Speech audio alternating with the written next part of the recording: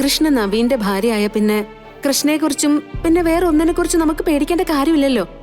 അത്ര വലിയ സപ്പോർട്ടല്ലേ നവീനിൽ നിന്നും കിട്ടുക. എന്ന് ഞാനൊരു കാര്യം പറയാം. ഇനി കളരിക്കലിൽ നിന്ന് കൃഷ്ണ പോകില്ല. ഇനി ആ ഒരു കള്ളം നമുക്കിടയിൽ വേണ്ട മോളെ. നിനക്ക് നവീനെ ഒരുപാട് ഇഷ്ടമാണെന്ന് ഈ അമ്മയ്ക്കറിയാം. ഇനി നിങ്ങളെ ശല്യപ്പെടുത്താനോ വേർപെടുത്താനോ ആരും വരില്ല. ആ ഉറപ്പ് ഞാൻ വാങ്ങിച്ചിട്ടുണ്ട്. അമ്മ കുറച്ച് ദിവസം ഇവിടെ നിൽക്ക്. അപ്പൊ എനിക്ക് ഒരു ധൈര്യം കിട്ടുമല്ലോ. മോളിക്കുട്ടിയും ഗോപാലനും ഒക്കെ എന്നെ കൂട്ടിക്കൊണ്ടുവന്ന് നിൽക്കുക. അമ്മ അവരുടെ കൂടെ പോവുക. ഒരു കാര്യം ഉറപ്പാ, നവീന്റെ മനസ്സിൽ നിന്റെ സ്ഥാനം ഉറച്ചതാ. കളരിക്കരിന്ന് നിന്നെ പടിയിറക്കാൻ ആരെ കൊണ്ടും പറ്റില്ല. ഗാഥയ്ക്കൊരിക്കലും നവീന്റെ സ്നേഹം പിടിച്ചു പറ്റാനോ നവീനിപ്പ ജീവിക്കാനോ പറ്റില്ല. ഇനി ആ യോഗ്യത നിനക്കാ മോളെ. ഇനി അമ്മ കൂടുതലൊന്നും പറയുന്നില്ല. എല്ലാം നിന്റെ കയ്യില്. അമ്മ മരുന്നൊക്കെ നേരത്തിന് കഴിക്കണം. എന്റെ മരുന്നുകൾ ഞാൻ ശീലിച്ചതാണല്ലോ. നീ നിന്റെ ആരോഗ്യം നോക്കണം. നീ ആവശ്യമില്ലാത്ത ഒരു കാര്യം ആലോചിച്ച് വിഷമിക്കണ്ട. ജീവിതത്തിൽ നമ്മൾ പലരെയും കണ്ടുമുട്ടും. അവര് നമ്മളെ കൊണ്ട് പലതും ചെയ്യാൻ ശ്രമിച്ചിട്ടും ഉണ്ടാവും. ഇപ്പൊ അവരൊക്കെ അവരുടെ വഴിക്ക് പോയി. നമ്മൾ സ്വതന്ത്രരുമായി. ഇപ്പൊ അങ്ങനെ കരുതിയാ മതി.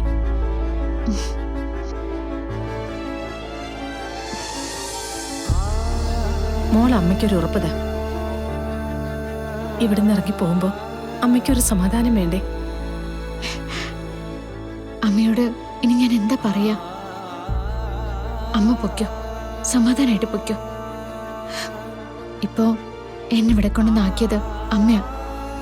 ഞാൻ ഇവിടെ തന്നെ ഉണ്ടാവും. ഇവിടെ ഒരാളോടും മുഷിയില്ല. അത് മതി മോളെ. അമ്മയ്ക്ക് അത് മതി. എന്തുണ്ടെങ്കിലും വിളിക്കണം. ഒരു കാര്യവും പറയാൻ മടിക്കരുത്. സിത്താര മാഡത്തിനോട് ദേഷ്യമൊന്നും എനിക്കില്ല. പക്ഷെ നിന്റെ കാര്യമാവുമ്പോ മനസ്സിന് നല്ല ബലവാ.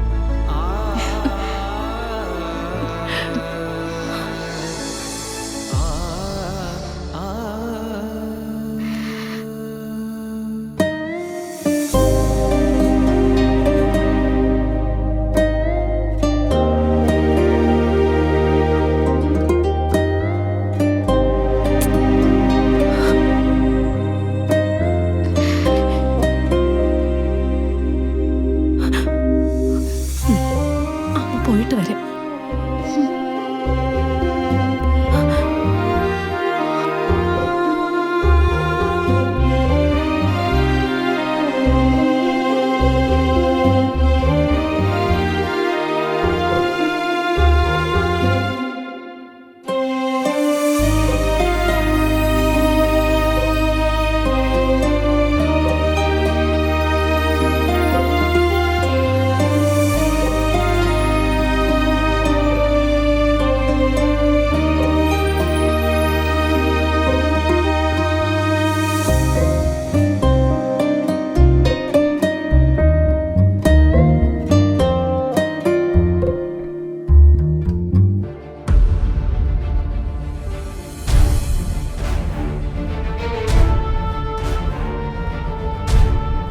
നമുക്കെന്തെങ്കിലും കഴിച്ചാലോ മോളെ?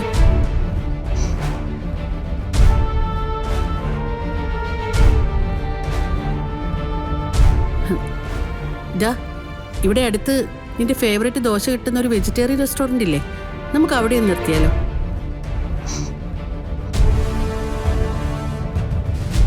സിനി, മുമ്പൊക്കെ ഈ വഴിക്ക് എവിടെ പോയാലും എന്റെ ഹോട്ടലിൽ കയറണമെന്ന് പറഞ്ഞ് നിർബന്ധം പിടിക്കില്ലായിരുന്നു ഇവള്.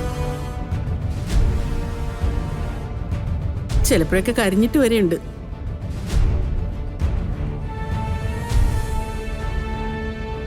മോളെ, നീ ഒന്ന് ഫ്രീ ആവ്. എന്നിട്ട് ഞാൻ പറയുന്ന കേക്ക്. ഒന്ന് മിണ്ടാതിരിക്കുന്നുണ്ടോ? വെറുതെ ഇങ്ങനെ സംസാരിച്ചിരുന്നിട്ട് എന്താ കാര്യം? മോളെ, സത്യവതി മോൾക്ക് പറഞ്ഞു തന്നതൊക്കെ നല്ല കാര്യങ്ങൾ തന്നെ. മമ്മി സമ്മതിച്ചു. പക്ഷേ എൻ്റെ താല്പര്യം എന്നാന്നറിയോ? മൂന്നാമതൊരാളുടെ സഹായം ഇല്ലാതെ തന്നെ നമ്മൾ ജീവിക്കണമെന്ന്. എപ്പോഴും ഒരാൾ നമ്മളെ ജീവിതം ഉപദേശിക്കുക നമുക്ക് ജീവിക്കാൻ അറിഞ്ഞുണ്ടെങ്കിൽ മാത്രം അല്ലേ? അപ്പൊ സത്യം പറഞ്ഞ അവരെ തോൽപ്പിക്കാനുള്ള മാർഗം നമ്മുടെ കയ്യിൽ തന്നെയുണ്ട്. നമ്മൾ നന്നായിട്ട് ജീവിച്ചാൽ മാത്രം മതി. ഇപ്പൊ ഈ ഉപദേശത്തിന്റെ പ്രസക്തി മോൾക്ക് മനസ്സിലാവില്ല. പക്ഷെ കുറച്ചുനാൾ കഴിഞ്ഞിട്ട് ഉറപ്പായിട്ടും മോൾ ഈ ദിവസത്തെക്കുറിച്ച് ഓർത്ത് നീ വിഷമിക്കും. നിനക്ക് നാണക്കേട് തോന്നും. ഒന്ന് മിണ്ടാതിരിക്കുന്നുണ്ടോ? അവിടുന്ന് ഇറങ്ങിയപ്പോ തുടങ്ങിയതാ.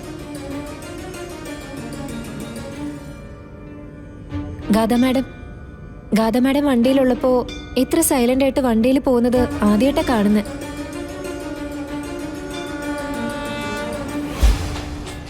നോർമൽ ദിവസങ്ങളായിരുന്നെങ്കിൽ ഇപ്പൊ എന്തായേനെ? പാട്ടും മിമിക്രിയും പിന്നെ ഇടയ്ക്കിടയ്ക്കുള്ള കൂവലും ഒക്കെ ആയിട്ട്.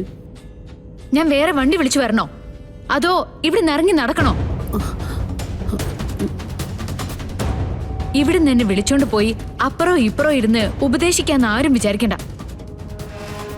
എനിക്ക് ഉപദേശം ആവശ്യമുള്ളപ്പോ ഞാൻ ചോദിക്കും, അപ്പൊ ഉപദേശിച്ചാ മതി.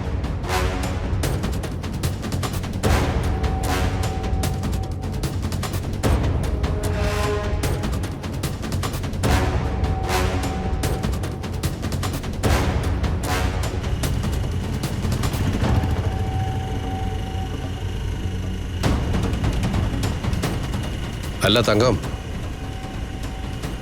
ഇത്ര പെട്ടെന്ന് എങ്ങനെ തങ്കത്തിന്റെ മനസ്സ് മാറിയത്?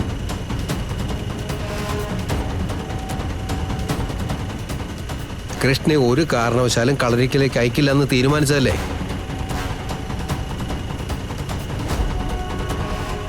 ആ, അതിന്റെ കാരണം എനിക്കും അറിയണം അമ്മേ. നീ വീട്ടിലേക്ക് വണ്ടി ഒന്ന് വിട്ടേ മോളെ.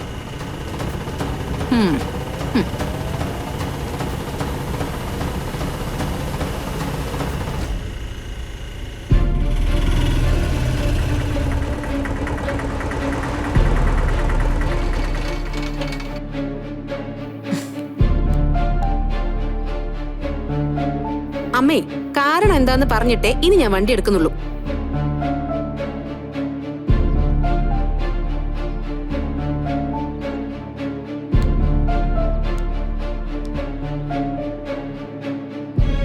തീരുമാനം ഞങ്ങളുടെ രണ്ടുപേരുടെയാ.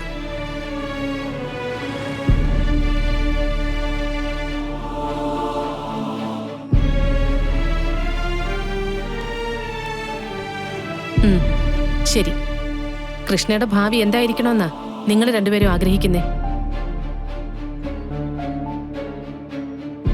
കൃഷ്ണ നവീന്റെ ഭാര്യയായിട്ട് തന്നെ ജീവിക്കണമെന്നാണോ നിങ്ങളുടെ ആഗ്രഹം? എന്താ സംശയം? ഞാൻ എത്രയോ വട്ടം തങ്കത്തിനോടത് പറഞ്ഞിട്ടുള്ളതാ. അതാണ് ദൈവം നിശ്ചയിച്ചിരിക്കുന്നതെന്ന് ഞാൻ പറഞ്ഞിട്ടില്ലേ? അമ്മേ, കൃഷ്ണ നവീന്റെ ഭാര്യയായ പിന്നെ കൃഷ്ണയെ കുറിച്ചും പിന്നെ വേറെ ഒന്നിനെ കുറിച്ചും നമുക്ക് പേടിക്കേണ്ട കാര്യമില്ലല്ലോ. അത്ര വലിയ സപ്പോർട്ടല്ലേ നവീനിൽ നിന്നും കിട്ടുക. എന്നാ ഞാനൊരു കാര്യം പറയാം. ഇനി കളരിക്കലിന്ന് കൃഷ്ണ പോകില്ല.